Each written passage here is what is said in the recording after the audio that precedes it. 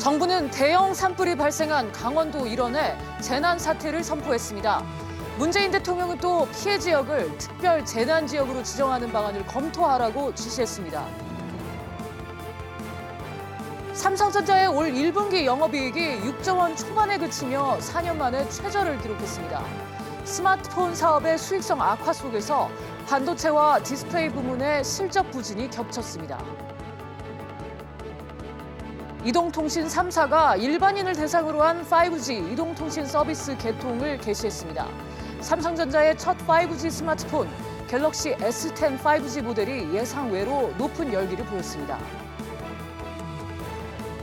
지난밤 국회 법제사법위원회에서 종교인의 퇴직금을 과세 대상에서 제외하는 소득세법 개정안 처리는 불발됐습니다. 조세 형평성 우려를 낳고 있는 종교인 과세 완화 논란을 짚어보겠습니다.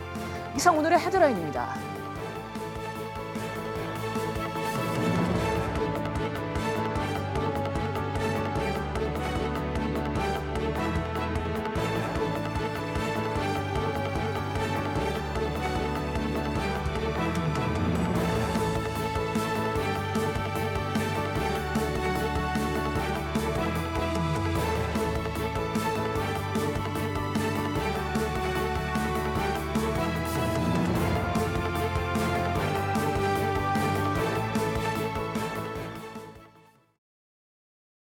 강원도 산불 상황부터 전해드립니다. 어제 저녁 고성군에서 시작된 불길은 인제, 속초 일대까지 확산됐고 현재도 진화 작업이 한창입니다.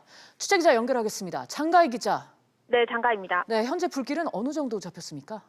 네, 화재가 시작된 강원도 고성군의 경우 현재는 거의 진화돼 잔불 처리를 하고 있습니다.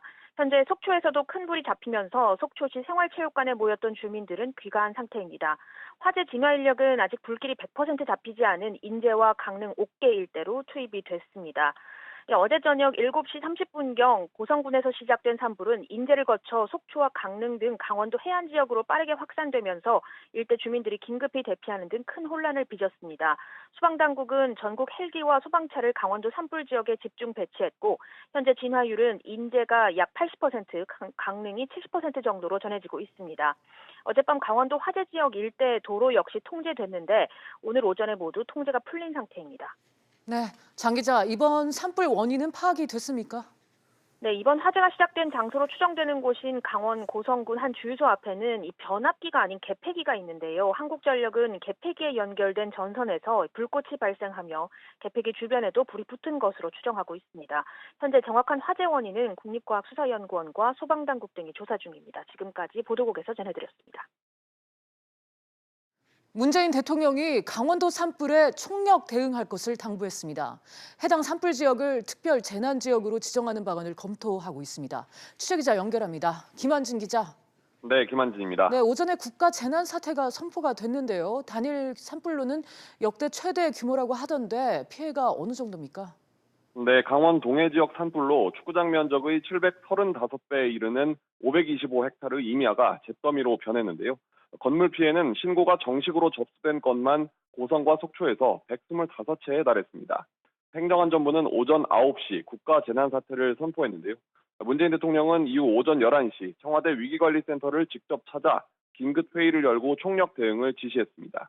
여기서 문 대통령은 산골짜기 주민들 대피 상황과 잔불 여부를 면밀하게 살필 것을 당부했습니다. 네, 김 기자, 국가재난 선포에 이어서 특별 재난지역 지정 검토도 언급되고 있던데요. 네, 문 대통령은 긴급회의에서 산불 현장에 나가 있는 국무총리와 행정안전부 장관에게 상황을 점검해 특별 재난지역 지정 검토를 서둘러 달라고 전했습니다. 이에 앞서 선포된 국가재난사태는 대피명령과 공무원 비상소집 등 응급조치까지만 이뤄지고 이후 재난수습 과정에서는 별도의 예산이 지원되지 않는데요. 특별 재난지역으로 지정되면 재난수습 과정에서 주민의 생계 안정 비용과 복구에 필요한 행정과 재정, 그리고 금융과 의료 비용 등이 지원됩니다. 진화가 끝나면 피해 조사를 거쳐서 특별재난지역 선포가 이루어질 것으로 보입니다. 긴급구조를 비롯한 현장 업무를 중앙정부가 관장하고 구호 작업과 보상에 드는 경비를 또 중앙정부가 지원하는데요.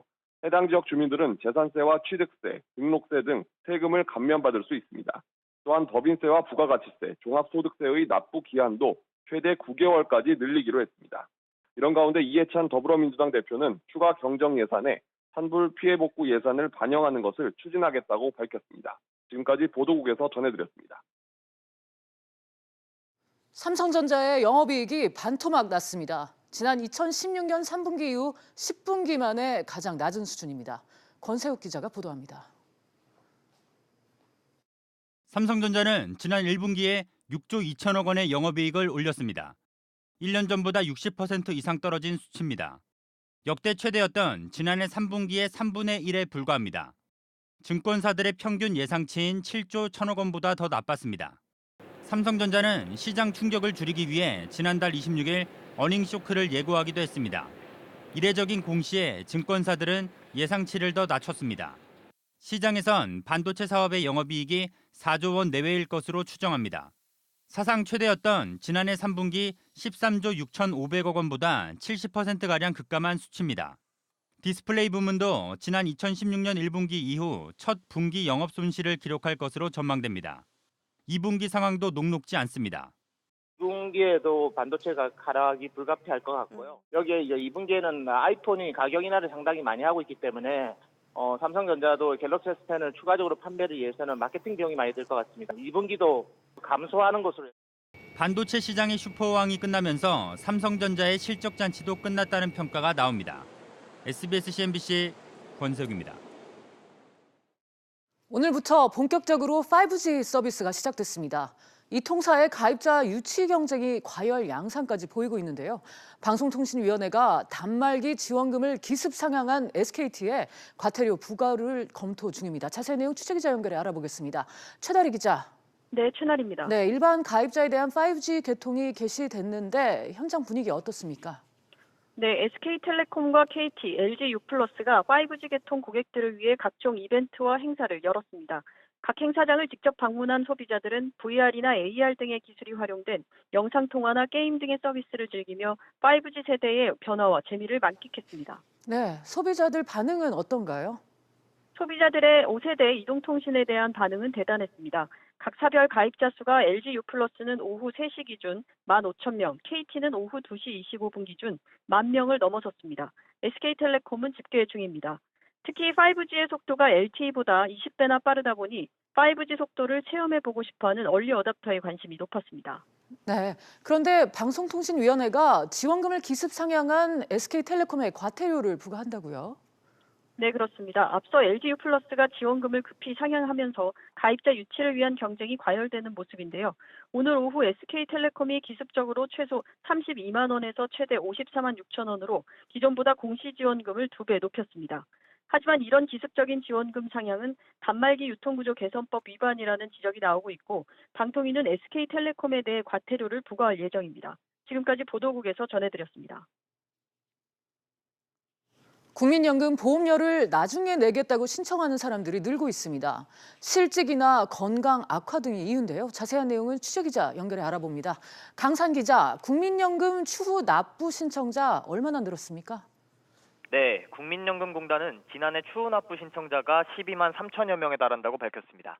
2013년과 비교하면 4배 수준으로 늘어난 건데요. 추후 납부는 말 그대로 국민연금 보험료를 내다가 갑작스러운 사정이 생겨서 소득 활동이 없게 되면 납부하지 못한 기간의 보험료를 나중에 낼 수 있게 한 제도입니다. 2017년 14만여 명단은 19,000명 정도 줄었지만 2년 연속 10만 명대를 넘긴 겁니다. 이 중 여성이 67%로 남성보다 2배 이상 많았고 연령별로 보면 5, 60대가 86%로 가장 많았습니다. 네, 왜 이렇게 신청자가 늘어난 거죠? 네, 추후 납부를 하면 전체 국민연금 가입 기간이 늘어나 그만큼 노후에 받는 연금액이 커지기 때문입니다. 또 제도가 개편돼 추납을 신청할 수 있는 대상도 넓어졌는데요. 그동안 실직이나 폐업 등으로 보험료를 낼 수 없는 납부 예외자만 신청할 수 있었는데 2016년 11월부터는 경력 단절 여성 등 무소득 배우자와 기초생활보장수급자도 과거 보험료 납부 이력이 있으면 할 수 있게 됐습니다. 또 지난해 1월부터는 반환일시금을 반납한 경우 연금보험료를 처음 낸 날 이후 경력이 단절된 기간을 추납이 가능한 날로 인정해주고 있습니다. 이 때문에 2013년부터 꾸준히 증가세를 이어온 추납 신청자 수는 2013년 2만 9천여 명에서 2014년 4만 1천여 명으로 늘었고 2017년과 지난해 연속으로 10만 명 선을 넘은 겁니다. 지금까지 보도국에서 전해드렸습니다. 오는 7월부터 일반 병원과 한방병원의 2인실과 3인실에도 건강보험이 적용됩니다. 보건복지부는 오늘 이 같은 내용의 국민건강보험법 시행령 개정안을 입법 예고했습니다. 본인 부담률은 종합병원과 마찬가지로 2인실이 40%, 3인실은 30%가 적용됩니다. 이번 개정안은 또 요양병원 입원 중 임의로 다른 병원에서 진료를 받으면 진료비 전액을 본인이 부담하도록 하는 내용도 포함됐습니다. 정부는 현 경제 상황이 어려운 모습이라며 추경을 신속히 준비해 오는 25일쯤 발표한다고 밝혔습니다. 이호승 기재부 1차관은 최근 경제 상황을 보면 생산과 투자, 소비 등 2월 산업활동 주요 지표들이 1월과 달리 전월 대비 모두 마이너스를 기록했다고 언급했습니다. 이어 추가 경정 예산안을 신속히 준비하는 한편 경제 활력 제고와 민생 개선 등 주요 정책 과제들을 속도감 있게 추진하는 데 총력을 기울이겠다고 밝혔습니다.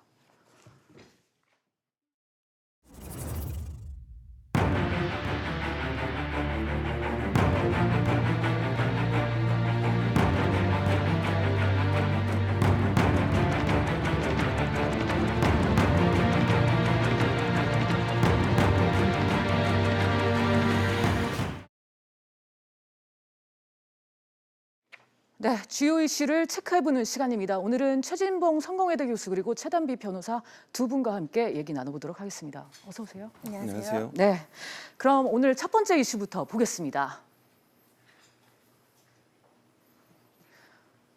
네, 꽃피는 봄날의 산불. 강원도 고성 속초 지역에 대형 산불이 발생을 했습니다. 오전 중에 주불이 진화가 됐고 현재까지 잔불 처리가 이어지고 있는데 이 일대를 잿더미로 만든 산불의 피해는 어마어마합니다. 교수님, 예. 아마 이번 고성 사태는 사상 최악의 산불로 기억되지 않을까 싶네요. 그렇습니다. 이전 산불보다 훨씬 더 심각한데요. 네. 지금 한 명의 사망자가 나왔고 또 10여 명의 부상자도 나왔습니다. 그리고 집이 한 300여 채가 피해를 입은 걸로 알려지고 있고요. 이재민만 해도 거의 뭐 다 합치면 4,000명 정도 돼요. 그러니까 예전에 있던 산불보다도 훨씬 더. 그리고 이제 문제는 이번 산불 같은 건 민가나 아니면 우리가 살고 있는 생활 공간까지도 불이 번지면서 피해가 좀 커졌다. 그러다 보니까 문제가 됐고 또 하나는 밤에 발생하다 보니까 네. 진화의 어려움을 겪을 수밖에 없어요. 산불이라고 하는 게 대체적으로 헬기를 통해서 진화를 해야 되는 상황이 많은데 이게 밤에 발생하다 보면 헬기가 뜰 수가 없는 상황이 됐거든요. 그러다 보니까 진화의 어려움을 겪었고 그러다 보니 이제 피해가 좀 커졌다 이렇게 볼 수 있을 것 같고 또 하나는 이 강풍이 사실 7km를 불이 확산되는데 1시간 정도밖에 시간이 안 걸렸어요.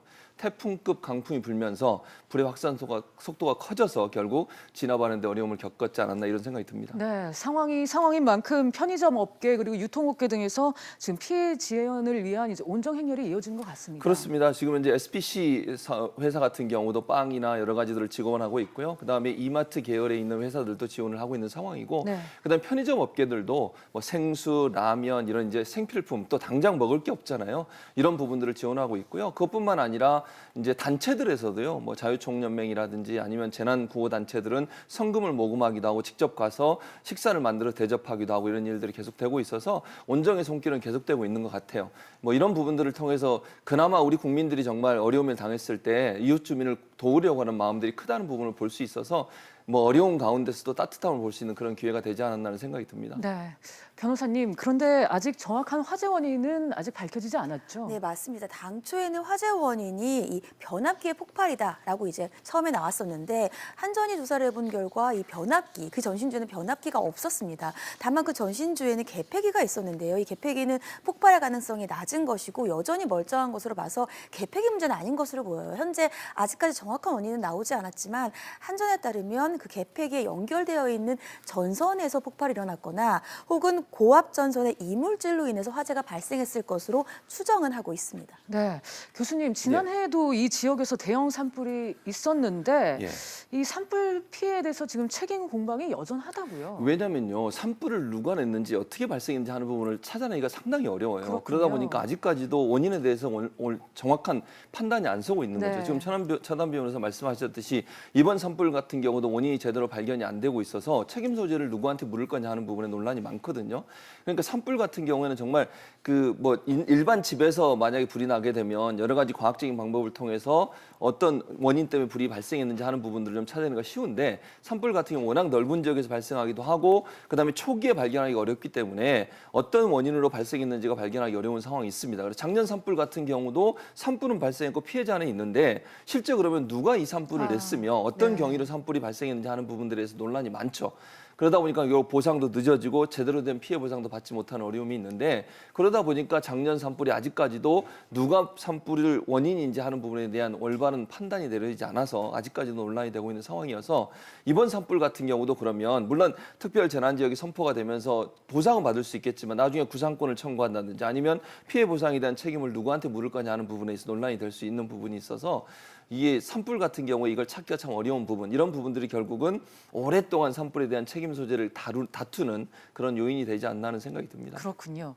이 실수 고의 여부를 떠나서 원인이 빨리 밝혀져야 할 텐데 변호사님, 원인이 밝혀지면 손해배상 청구는 가능한가요? 이렇게 이 산불 같은 경우에요. 물론 자연적으로 발화가 되는 경우들도 있지만 의외로 이 실수로 인해서 발생하는 경우들이 굉장히 많습니다. 네. 근데 이렇게 실수로 인해서 산불이 발생하는 경우에는 크게 형사 책임과 민사 책임을 가질 수가 있는데 형사 책임을 실수로 산불이 나도 우리나라의 법에 따르면 실화죄로 처벌이 될 수가 있어요. 여기에 더해서 이 처벌과 더불어 손해배상 책임을 가지게 되는데 이 손해배상 책임 같은 경우는 실제로 한 2015년도에 본인의 목탄 보일러에서 불씨가 날아가서 산불이 난 경우에 1억 9천만 원의 손해배상 책임을 물은 경우도 있거든요. 네. 그렇기 때문에 원인이 밝혀진다. 어느 한 사람의 실화의 원인이다. 과실이다라고 한다면 손해배상 청구도 가능은 합니다. 네.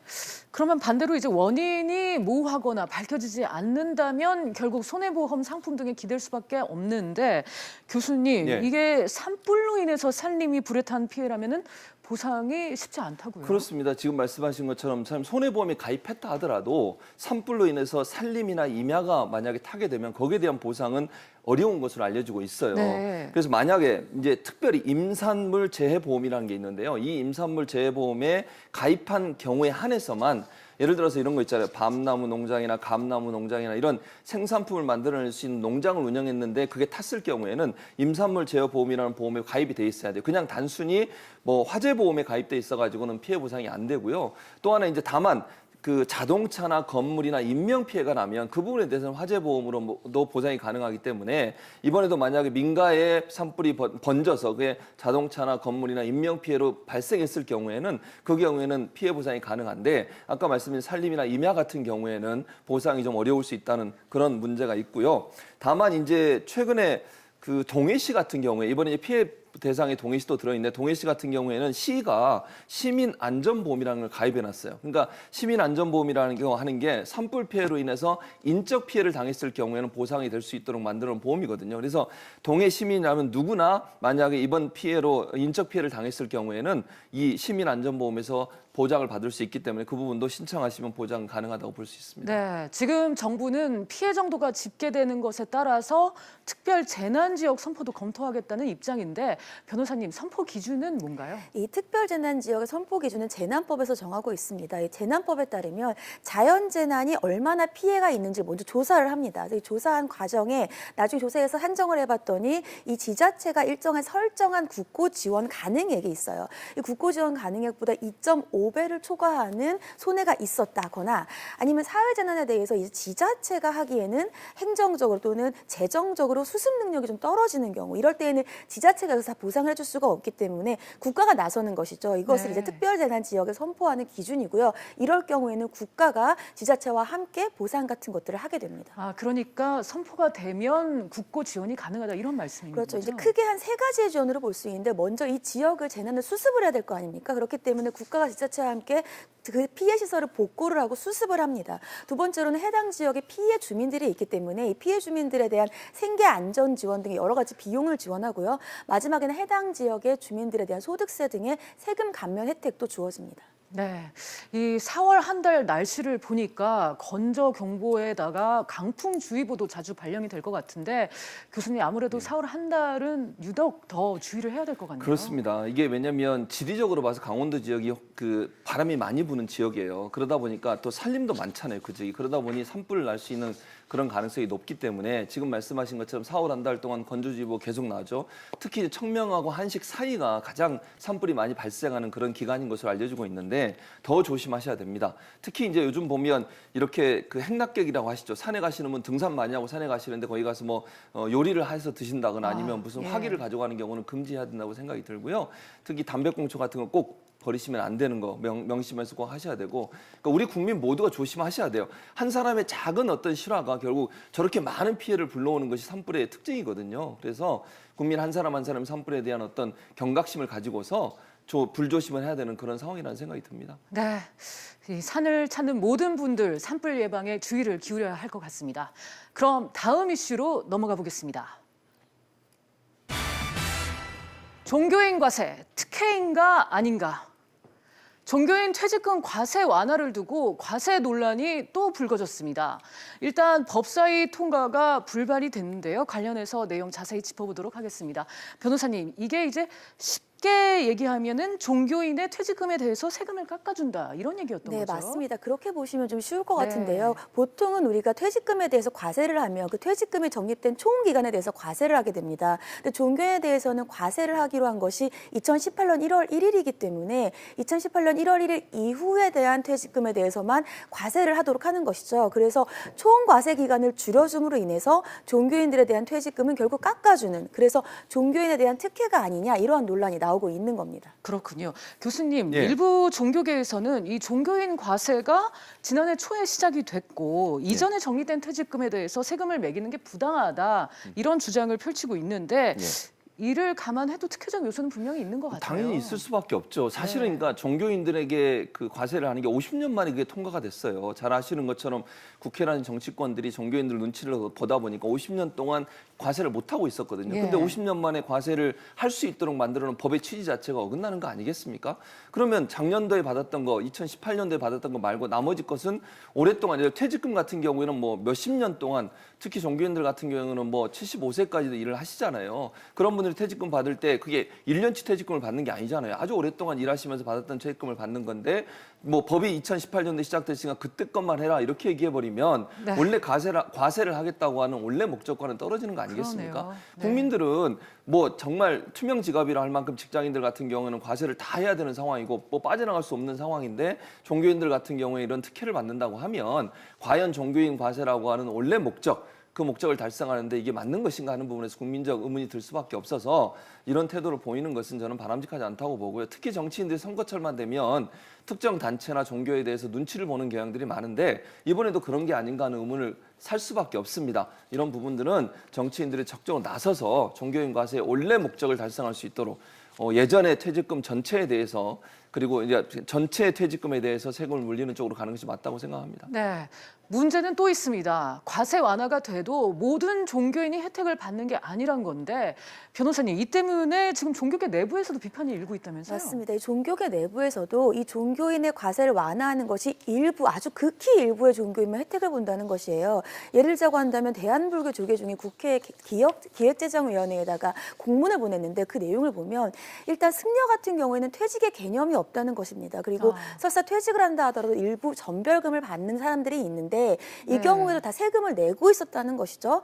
이렇게 불교계뿐만이 아니라 천주교계에서도 우리는 퇴직의 개념이 없다라는 것이고요. 그렇다고 한다면 기독교는 다르냐? 기독교도 상당수의 기독교들은 교회 자체 재정이 열악하기 때문에 퇴직금을 줄 수가 없다는 것이에요. 그렇다고 한다면 결론적으로 이렇게 소득세를 이 퇴직금에 대한 세금을 완화한다는 것은 아주 일부 대형 교회에만 특혜를 주는 것이 아니냐. 그렇기 때문에 종교계 내부에서도 지금 비판이 일고 있습니다. 네, 일각에서는 아까 교수님이 말씀하셨다시피 이제 정치권을 비판하는 시각도 있는 것 같아요. 이제 총선을 앞두고 또 종교인 눈치를 보는 게 아니냐 이런 지적인데 변호사님은 어떻게 보세요? 근데 사실은 그런 지적이 나올 수밖에 없어요. 왜냐하면 네. 앞서서 교수님이 말씀해 주신 것처럼 이 종교인에게 과세를 하는 것이 제일 처음에 얘기가 나온 게 1968년입니다. 그리고 그것이 법이 만들어진 게 2012년이고요. 시행된 게 작년이기 때문에 50년 만에 시행이 된 된 것이에요. 굉장히 난항을 겪으면서 법이 시행이 됐는데 지금 이 과세를 완화하는 일명 후퇴된 이 법에 대해서는 정말 지금 다른 모든 안건들에 대해서는 여야가 대치하고 있으면서도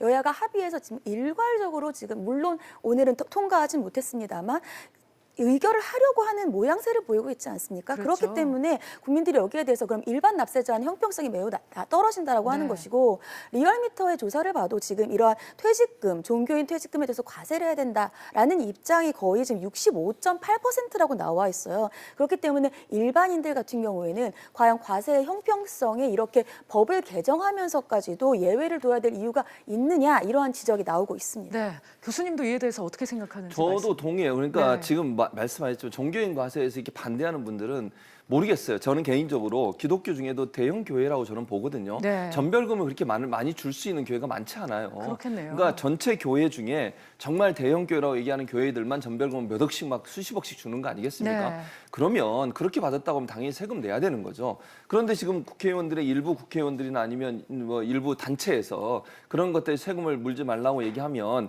일반 교인들이나 일반 신도들이 생활하는 부분과 비교해 보면 그거는 정말 잘못됐다고 저는 생각을 합니다. 그러니까 일반 성도들은 정말 힘들고 어렵게 살아가면서 세금 꼬박꼬박 내면서 국민의 납세 의무를 다하고 있는데 뭐 목회자라고 하는 분들이 예컨대 그런 분들이 그 정도의 돈을 내는 것에 대해서 이렇게 주저하신다고 하면 그건 맞지 않다고 보고요.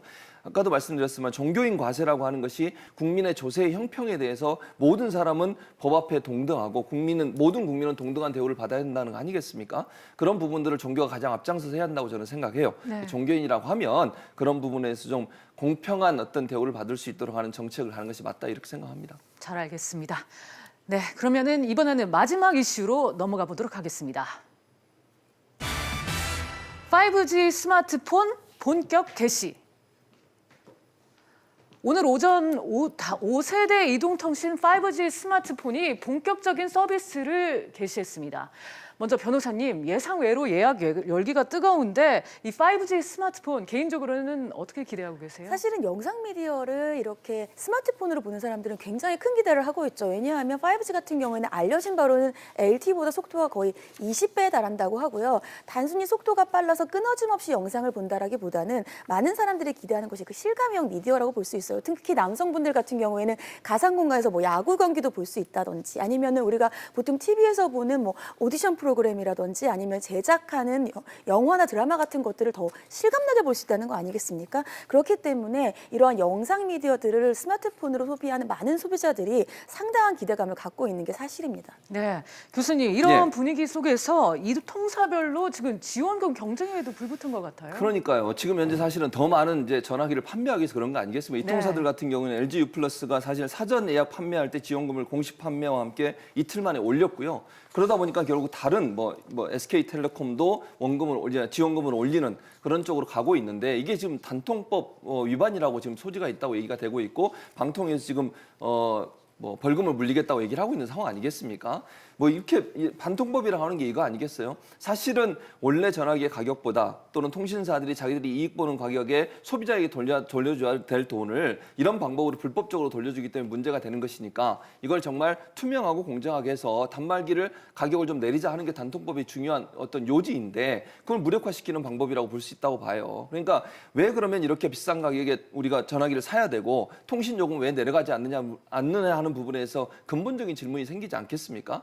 이처럼 5G 스마트폰이 판매가 개시되면서 어떻게든지 사람들에게 더 많은 판매를 하기 위해서 통신사들이 이런 모습을 보이는 것은 국민을 속이는 거라고 저는 생각을 해요. 그러니까 결국은 방통이나 아니면 관련 기관들이 적극적으로 조사에 참여해서 정말 단말기 가격이 제대로 책정이 됐는지 그리고 현재 5G 서비스를 하지만 그것이 이만큼 돈을 올려야 되는 예컨대 이런 5G 같은 경우에는 5만 원 이하는 아예 상품 자체가 없다잖아요. 네. 그리고 5만 원인가요? 그 정도 가지고 가입을 하면 영화 한 편인가 몇 분 쓰고 나면 더 이상 쓸 수가 없대요. 그럼 추가적으로 또 그 데이터 비용을 내야 되는 그런 상황까지 그렇죠. 가고 있는데 과연 이게 소비자를 위한 정책인가 하는 네. 부분에서 논란이 될 수 있기 때문에 이 통사들이 이렇게 순간적으로 사람들을 현혹시켜서 더 많은 판매를 하고 그걸 통해 돈을 벌려고 하는 이런 모습은 소비자 위주가 아니라 본인들의 돈 버는 데 위주가 된다고 볼 수 있기 때문에 이 부분은 정부 기관도 나서야 되고 소비자 단체도 적극적으로 나서서 문제를 제기하고 또 바로잡아야 된다는 생각이 듭니다. 네, 변호사님 이렇게 경쟁이 뜨겁다 보니까 이 단톡법 위반과 관련한 또 논란이 일고 있죠. 네, 맞습니다. 이 단말기 유통구조 개선법이 단통법인데요. 이 단말기 유통구조 개선법에 따르면 이 단말기에 대해서 지원을 하거나 공시를 할 때 이 세부 기준이 있습니다. 근데 이 세부 기준 같은 경우에는 공시나 게시를 하고 나서 최소한 일주일 이상은 그 공시와 게시한 내용을 유지를 해야 돼요. 그러니까 바꿀 수가 없습니다. 근데 앞서서 이제 최진봉 교수님께서 말씀하신 것처럼 처음에 이제 LG에서 사전 예약을 할 때 공시했던 지원금과 그 이후에 이틀 후에 바꾼 지원금이 달라요. 그래서 지금 상대 경쟁사에서는 이것이 단통법에서 7일을 유지하도록 하는 것, 그 법 위반이 아니냐라는 것인데요. 또 여기에 대해서 LG 측은 처음에 지원금을 얘기를 하고 공시를 할 때는 사전 예약 시기였습니다. 그렇기 때문에 아직은 정식적으로 발매를 하고 판매한 때가 아니었단 말이죠. 근데 이제까지의 얘기를 들어보면 이것의 기준, 일주일 동안 유지해야 되는 기준이 사전 예약 기준이 아니라 정식적으로 발매한 기준으로 보는 것이 맞다라고 또 주장을 하고 있어요. 그렇기 때문에 이 부분은 앞서서 말씀해 주신 것처럼 이 단톡법의 목적이라든지 이런 것들을 다 고려해서 해석이 좀 있어야 될 것 같습니다. 네. 오늘 삼성전자가 1분기 잠정 실적도 발표를 했는데요. 예상대로 부진한 실적을 기록을 했습니다. 그런데 교수님, 이 갤 S10의 효과인지 스마트폰 부문의 실적은 좀 선방을 한 것 같더라고요. 그렇습니다. 지금 말씀하신 것처럼 매출 같은 경우에 지난 분기에 비교해서요. 12.27%, 영업이익은 42.58%가 떨어졌어요. 그런데 지금 말씀하신 IM 부분이라고 하죠. 모바일 커뮤니케이션과 스마트폰 관련한 부분에서만 지금 이익이 났는데 이걸 비교를 해봤더니 갤럭시 9보다 대비해서 120% 정도 올랐다는 거예요. 판매량이. 또 예약 판매까지 하면 그러니까 그 정도 수준을 유지하고 있어서 앞으로도 갤럭시 10이라고 하는 이 휴대전화가 결국은 삼성의 중요한 어떤 소득원이 될 수 있는 기준으로 가고 있다고 볼 수 있을 것 같습니다. 이게 없었으면 전체적으로 삼성전자가 계속 이제 실적이 떨어지는 것으로 보여졌을 텐데 갤럭시 10, S10이 선방을 하면서 결국 삼성이 그나마 체면을 살렸다 이렇게 볼 수 있을 것 같습니다. 네, 오늘 삼성전자 실적과 관련해서는 잠시 후에 또 자세히 알아보도록 하겠습니다. 오늘은 최진봉 교수 그리고 최단비 변호사와 함께 주요 이슈 세 가지 짚어봤습니다. 오늘 말씀 감사합니다.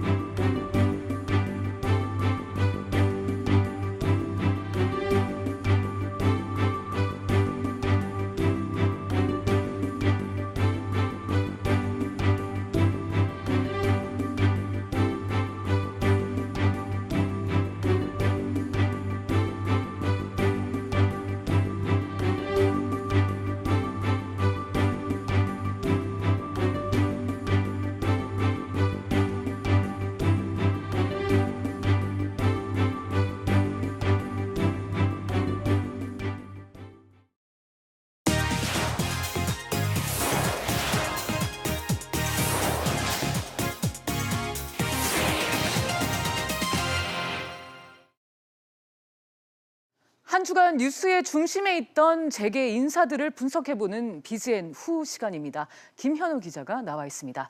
김 기자, 최근 이제 재벌 3세의 마약 사건으로 좀 1세대 경제인들까지 거론이 되고 있다면서요? 네, SK, 현대, 남양유업이 재벌 3세 마약 논란에 휩싸였습니다. 그렇군요. SK그룹 창업자 고 최종권 회장의 손자 최모 씨가 경찰에 체포됐는데요. 고농축 대마 액상을 구입하고 투약한 혐의입니다. 체포 하루 전까지 환각 상태였을 만큼 심각한 중독 상태로 알려졌습니다. 또 현대그룹의 고 정주영 회장의 손자 정모 씨도 같은 혐의로 입건됐는데요. 정 씨는 한 달 전 해외로 나가 돌아오지 않고 있습니다. 경찰은 정 씨가 귀국하는 대로 수사를 할 방침인데 해외 도피 가능성도 염두하고 있습니다. 또 남양유업 고 홍두영 회장의 외손녀인 황하나 씨가 마약 투약 혐의로 체포됐습니다. 황 씨는 과거에도 마약 관련 수사를 받았지만 불합리한 무혐의 처분을 받았습니다. 이 때문에 경찰과 남양유업이 유착 관계라는 의혹까지 불거졌습니다. 그렇군요. 재벌 3세가 쾌락을 위해 마약을 복용한 사건에 대해 비판의 목소리가 커지고 있는데요. 기업 이미지뿐만 아니라 존경받는 할아버지 얼굴에 먹칠을 한 상태입니다. 그렇군요. 자, 그리고 황창규 KT 회장이 위기를 맞이했다고요? 네, 황창규 회장에 대한 수사기관과 정치권의 압박이 강해지고 있습니다. 검찰은 황 회장이 로비 사단을 만들고 20억 원이 넘는 고액 자문료를 줬다는 의혹을 수사 중인데요. 그 안에 박근혜 정부 실세였던 홍문종 자유한국당 의원 측근 3명이 포함됐고 이들은 통신사업과 무관했다는 의혹이 최근 제기됐습니다. 또 검찰은 황 회장이 4억여 원의 불법 정치 후원금을 보낸 혐의도 수사 중입니다. 황 회장이 곧 검찰로 소환돼 조사를 받을 것이란 예상이 나오고 있습니다. 이석태 전임 회장 때 김성태 자유한국당 의원 딸 등 유력 인사 자제를 부정 채용했다는 의혹도 황 회장에게 부담입니다. 오는 17일 열리는 KT 아연국사 화재 국회 청문회에서도 황 회장이 의혹들에 대한 추궁을 받을 것으로 예상됩니다. 이와 더불어 KT 새 노조와 시민단체도 황 회장 퇴진을 압박하는 강도를 높이고 있습니다. 그렇군요. 조양호 한진그룹 회장은 고액 보수로 논란이 됐죠? 네, 조 회장이 대한항공에서 퇴직하면 700억 원이 넘는 퇴직금을 받을 것으로 예상됩니다. 조 회장은 지난해 대한항공에서 31억 원을 받는 등 계열사 5곳에서 연봉 107억 원을 받았습니다. 최고 경영자 중 연봉 2위였습니다. 이번 퇴직금은 월급과 근속 연수, 지급 배수를 곱해서 계산되는데요. 그런데 조 회장이 지난 2015년에 자신의 퇴직금 지급 배수를 4배에서 6배로 올렸습니다. 그래서 퇴직금이 700억 원이 아니라 800억 원도 가능하다는 이야기가 나오고 있습니다. 갑질 논란에 경영부실로 사내이사 연임에 실패한 조 회장이 고액의 연봉과 퇴직금을 챙겨가게 되면서 반발이 거셉니다. 시민단체들은 조 회장이 퇴직금을 다 받을 경우 배임으로 고발할 계획입니다.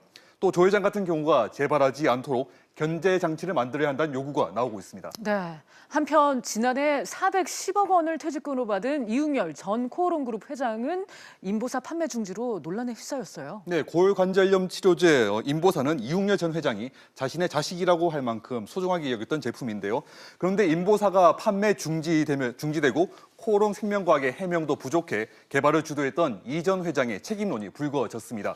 인보사는 연골세포를 주성분으로 신고해 2017년 허가를 받았는데 사실 신장세포로 밝혀지면서 판매 금지당했습니다. 코오롱 측은 15년 동안 분석 기술이 발전하면서 결과가 바뀌었을 뿐 성분은 동일하다고 해명했습니다. 하지만 회사와 이 전 회장이 이런 사실을 몰랐다는 해명을 믿을 수 없다는 분위기입니다. 인보사 판매 중지로 코오롱 관련주들은 1조 원 이상 급락했는데요. 400억 원이 넘는 퇴직금을 받고 스타트업에 도전하려 했던 이 전 회장의 행보에 차질이 예상됩니다. 네, 이번 주 재계의 주요 인사 소식 김현우 기자와 짚어봤습니다. 잘 들었습니다. 중국에서 발생한 황사가 한반도를 오늘 강타하면서 전국의 모든 지역의 미세먼지 농도가 내일까지 나쁨 수준을 유지할 텐데요. 외출하실 때는 반드시 마스크를 쓰셔야 될 것 같습니다. 올바른 마스크 착용법은 뭘까요? 같이 확인하시고 돌아오시죠.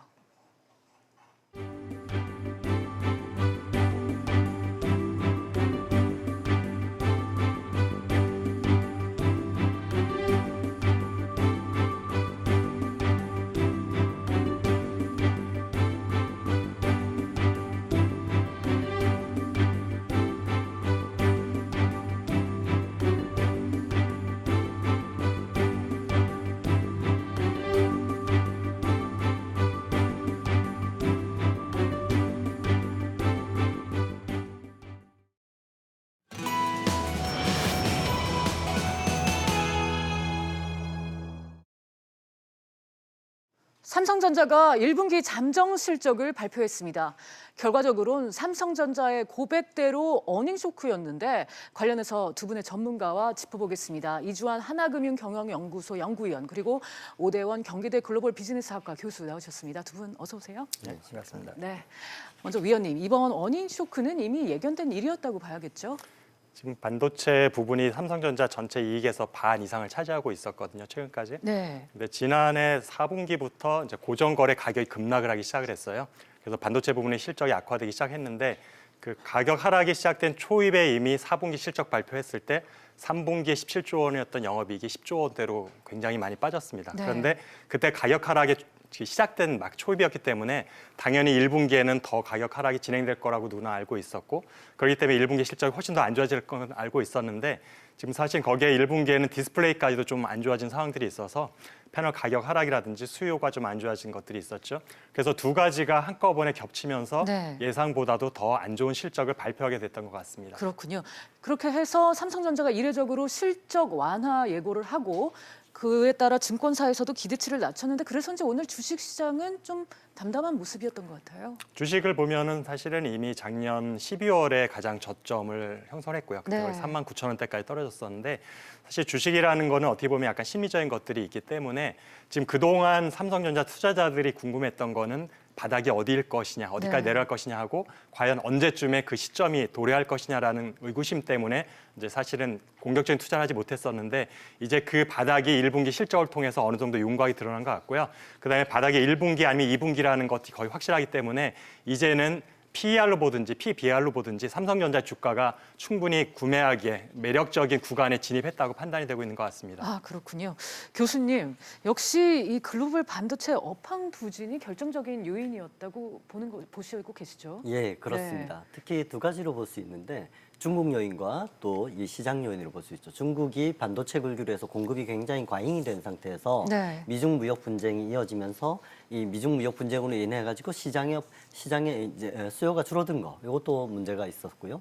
그다음에 글로벌 IDC, 그러니까 데이터 센터들이 투자를 계속해서 지원하고 있었는데 새로운 신규 투자를 대비해 가지고 계속 반도체 구입을 망설이는 점, 이런 것이 주요한 요인이 됐습니다. 네, 아까 위원님도 말씀을 해주셨지만 교수님 여기에다가 이제 디스플레이 부문이 이제 적자가 도화선이 된 것 같은데 이 부분은 좀 예상이 안 됐던 부분인가요? 어떤가요? 사실 디스플레이 분야도 네. 역시 중국 시장에서 굉장히 많은 공급들이 있었기 때문에 공급 과잉으로 네, 역시나. 수요는 그대로였는데 공급 네. 과잉이었는데 특히 삼성 같은 경우에는 애플에서 발주하는 물량이 줄어들었던 점, 그런 영향이 좀 컸던 것 같습니다. 그렇군요. 위원님, 이 삼성전자로서는 악재가 아직까지도 좀 남아 있는 게 이재용 부회장의 재판도 진행 중이고 또 여기에 미중 무역 분쟁이라는 불확실성이 좀 있잖아요. 사실 그동안의 몇 년 동안의 주가 흐름이나 기업 실적하고 총수와 연관성을 살펴보면 이재용 회장의 어떤 재판은 큰 영향을 미치지 않을 것 같고요. 왜냐하면 삼성전자 이미 부문별로 독립 사장 체제가 거의 완벽하게 구축되어 있기 때문에 네. 어떤 큰 변화 없이 집행이 될 것 같고 물론 여기까지는 굉장히 큰 단위의 투자를 할 때는 이재용 회장의 의중이 어느 정도 반영됐던 것 같지만 이미 중장기 투자에 대한 결정들은 다 이미 끝나 있고 결정이 나 있는 상황이기 때문에 집행하는 단계는 오히려 그보다는 시장의 상황에 따라서 시기라든가 규모를 조정하는 정도라서 아마 그 총수에 대한 리스크는 크지 않을 거라고 생각이 되고요. 반면에 미중 무역 분쟁 같은 경우는 우리가 지금까지 몇 달 동안도 그랬지만 어디로 튈지 알 수 없는 상황들이 계속 발생을 하고 있어서 때로는 이게 삼성전자한테 유리하게 작용하는 시점도 있고 때로는 굉장히 불리하게 작용하는 포인트들도 있어서 그거에 대한 불확실성을 여전히 계속 안고 가야 되는 상황입니다. 네, 주 위원님은 오히려 총수 리스크보다는 미중 무역 협상에 따른 그런 리스크가 더 크다 그렇게 말씀을 해주셨는데 반도체 얘기로 살짝 돌아가서요. 사실 반도체 시장의 반등, 이 회복세 시점을 두고 시장 전망이 엇갈리고 있습니다. 이르면 2분기, 늦어도 3분기에는 회복을 볼 거다 이런 전망도 있는데 장기적인 침체를 걱정하는 시각도 분명히 있거든요. 교수님은 어떻게 보세요? 과거와 같은 그런 폭등세, 메모리 반도체에 대한 그런 이해하지 못할 정도의 많은 수요는 이제 끝나지 않을까 하는 생각은 여기에 좀 장기적으로 안 좋을 거라는 의견에 동의를 하게 되는 것 같습니다. 그런데 또 장기적으로 괜찮아질 거라는 시각에는 분명히 지금 새로 시작한 이 5G 시대에 대한 기대와 이에 따른 AI와 이 빅데이터에 대한 데이터 센터들의 메모리 반도체 투자 수요가 존재하기 때문에 3분기, 4분기 이런 개선이 일어날 거라고 생각하는 것이죠. 네, 위원님 아까 앞서서 지금 현재의 주가가 오히려 저가 매수의 기회다. 라고 말씀을 해주셨는데 그러면은 지금 2분기 이후로는 삼성전자 실적 개선이 가능하다 이렇게 보시는 건가요? 실적만 놓고 보면 사실은 1분기가 완전 바닥일지 2분기가 바닥일지에 대해서는 조금 확실하게 말하기 좀 어려운 부분이 있긴 합니다. 지금 디스플레이하고 반도체하고 약간 이제 흐름이 정반대된 상황을 가고 있는데 디스플레이는 조금 회복이 될 것 같고요. 그러니까 적자 폭이 감소할 것 같고 반도체는 가격 하락이 상반기 내에는 좀 더 빠른 속도로 진행이 되는 것이 유지될 것 같아서 좀 감소할 측면이 있고 근데 모바일은 이제 신규 출시된 S10의 효과가 분명히 1분기에는 그 효과 많이 나타나지 않았거든요. 아직까지. 그래서 2분기에 그 효과가 나타난다 보면 지금 플러스 요인과 마이너스 요인이 지금 혼재되어 있는 상황이에요. 그래서 어느 쪽이 우세하냐에 따라서 전체적으로 총이익 규모가 2분기가 조금 감소할 수도 있고 조금 증가할 수도 있지만 결국에는 1분기 수준에서 큰 폭의 변동은 기대하기는 어려울 것 같고요. 계절적으로 반도체나 디스플레이 같은 부품 산업들은 상반기보다는 하반기가 항상 사이클상 저희들이 계절 효과가 있는 우리 성수기를 진입하기 때문에 네. 분명히 3분기로 가면 1, 2분기와는 확연히 달라지는 그러니까 조 단위에서 레벨이 바뀔 수 있는 그런 변화가 있을 거라고 예상할 수 있습니다. 아, 그렇군요. 교수님, 그런데 이 올해만이 아니라 이제 좀 중장기적으로 봤을 때 이 삼성전자가 메모리 반도체의 의존도를 줄여야 하는 거는 맞지 않습니까? 늘 나오는 얘기입니다. 네. 특히 메모리 반도체 쪽에서 어마어마한 수익이 쏟아지기 시작한 2년 전부터 지금까지 이거 조금 특이한 경우라고 봐야 되고요. 근데 이렇게 돈을 많이 버는 부분을 포기하고 갈 수 없었기 때문에 이 기저효과 때문에 지금 오히려 어느 정도 괜찮은 실적을 냈음에도 불구하고 굉장히 악화된 것처럼 보이게 되는 것이죠. 네. 그래서 장기적으로는 파운더리라든지 지금 이쪽에 실적이 이미 나오기 시작했던 부분, 특히 삼성이 계속 들어가고 싶었지만 타이밍을 보고 있던 비메모리 반도체 부분에서 예를 들어 엔비디아 같은 데는 굉장히 가격이 올랐으니까 그와 비슷한 기술력을 가진 AMD 같은 데를 사서 그래서 비메모리 반도체 쪽에 들어가는 이런 타이밍이 되지 않았을까 이런 생각을 합니다. 네. 위원님 생각은 어떠신지 궁금한데요.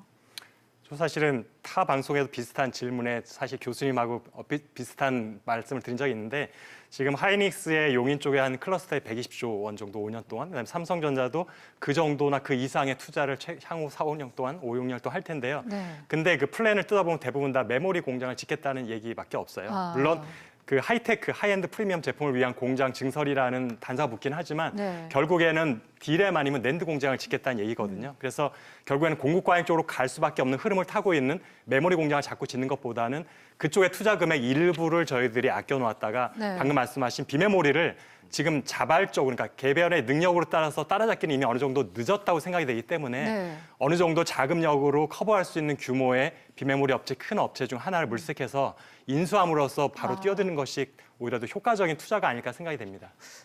그럼 위원님 혹시 삼성에서 이런 비메모리 부분의 업체를 좀 접촉하고 있는 듯한 그런 모습은 좀 보이는 게 있습니까?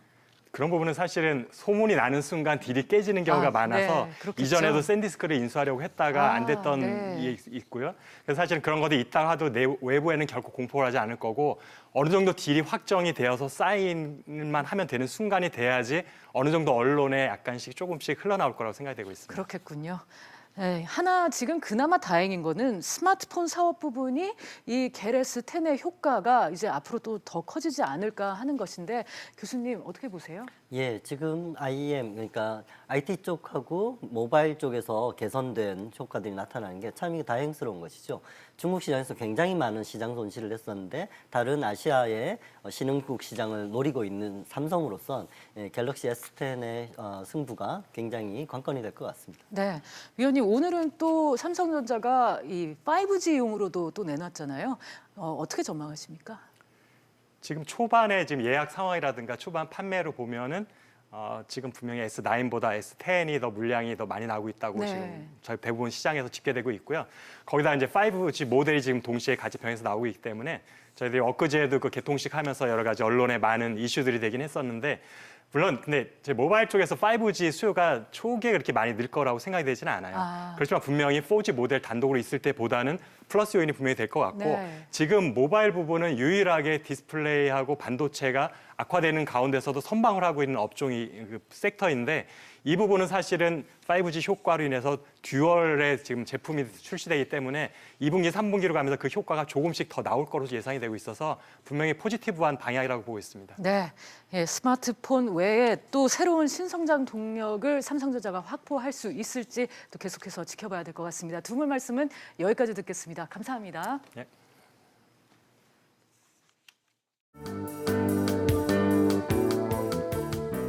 안녕하세요. K웨더 라이프스타일 예보 박유라입니다. 포근했던 봄바람이 무섭게 변했습니다. 고온 건조한 강풍이 몰아치면서 동해안에 큰 화재가 발생했는데요. 메마른 날씨에 강한 바람이 끊이질 않으면서 화재 진압에 어려움이 큰 상태입니다. 현재도 전국 많은 지역에 건조특보가, 동해안에는 강풍주의보가 발효 중인데요. 오늘 오후까지 10m 안팎의 강한 바람이 불겠고 산간에는 순간풍속이 20m에 달할 것으로 보입니다. 불씨가 더 이상 옮겨 붙지 않도록 각별히 주의하셔야겠습니다. 한편 내일은 불씨를 조금이나마 잠재워줄 반가운 비 소식이 있습니다. 양이 그리 많진 않지만 그래도 기대해 봐야겠는데요. 중부와 경북북부 지역은 오후부터 밤 사이에 내리겠고요. 그 밖에 남부지방은 모레 새벽부터 시작돼 오후 늦게까지 이어지겠습니다. 비와 함께 황사와 미세먼지도 차츰 사라지겠습니다. 전국 대기질 보통 수준으로 양호하겠는데요.